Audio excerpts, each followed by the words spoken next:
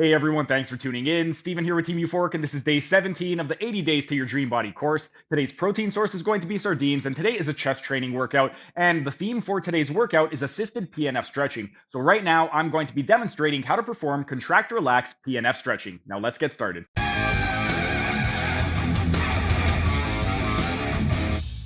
And while we were resting, let's continue with the demonstration for the contract relax PNF method. Now we're going to start getting into the medial rotators of the hip.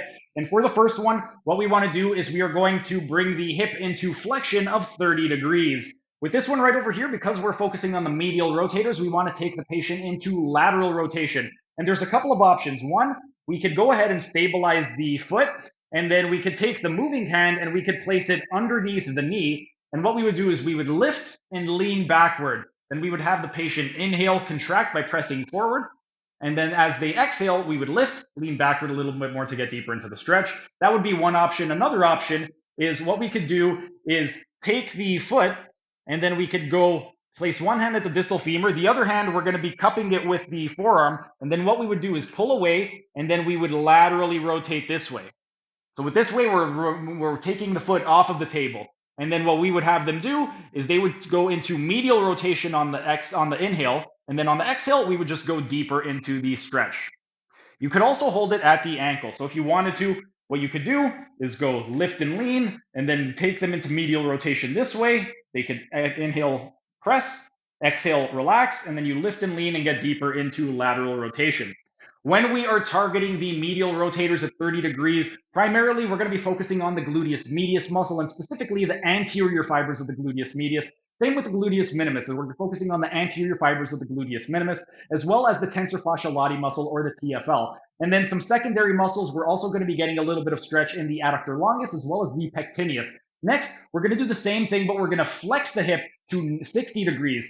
We're going to still focus on the medial rotators though, so we're going to flex the hip 60 degrees. And then with the three hand position, same thing. We could either stabilize the foot, lift and lean outward, have them inhale, contract, and then exhale, lift and lean backward. Second option would be you cup underneath. With the other opposite arm, you would stabilize at the distal femur, and then you would inhale, lift, rotate them out. They would inhale, go into medial rotation. Exhale, you'd get them deeper into the stretch. And then the final hand position is you could hold on either with an overhand or an underhand grip. Overhand is going to be a little bit more comfortable, at least for me.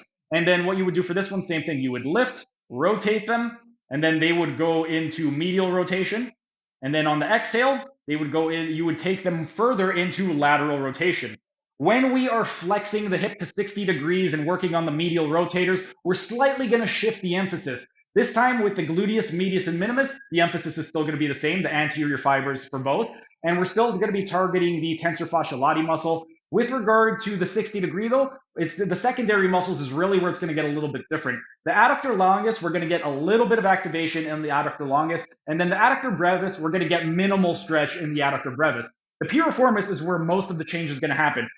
Somewhere between 60 and 90 degrees, the piriformis changes its action. So depending on the person's morphology and how exactly their femur sits into the socket, then that's going to dictate whether we get anything at all. You might not get any piriformis stretch depending on their morphology, but as we start to get more into flexion, you're going to eventually not get any piriformis whatsoever. But our rest period is up, time for set number 2.